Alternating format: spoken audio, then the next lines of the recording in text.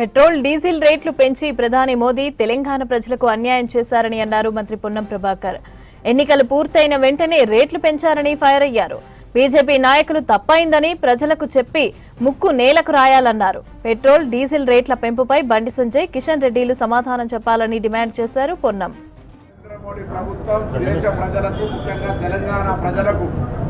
Petrol diesel ధరలను పెంచి అనంతసారి అన్యాయం చేసింది.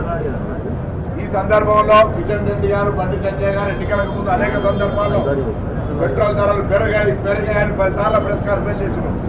ఇవాళ నరేంద్ర మోడీ ప్రభుత్వం పెట్రోల్ ధరలు పెంచింది. మేము యూపీఏ ప్రభుత్వం ఉన్ననాడు ఆయన గుజరాత్ ముఖ్యమంత్రిగా మన్మోహన్ సింగ్ గారి నాయకత్వంలో నయా పైస పెరిగితే ఏం జరుగుతుంది దేశంలో అని చెప్పే విధంగా మరి అపహాస్యం చేసే విధంగా వ్యవహరిస్తూ ఉండే. 3 రోజుల హైదరాబాద్ పర్యటన నుంచి దేశ ప్రజలందరికీ డీజిల్ పెట్రోల్ తక్కువ వాడండి, నూనె తక్కువ తాగండి, బంగారం కొనద్దంటే అప్పుడే అనుమానం వచ్చింది. తప్పకుండా రేపు పొద్దున నడ్డి విరువబోతా ఉన్నాడని. ఇవాళ మనిషి అబద్ధాలు, దురదృష్టకరమైనటువంటి మోసకారిగా ప్రజల జేబులను, ఎందుకంటే 6 నెలల స్టాక్ ఉందని చెప్పినారు.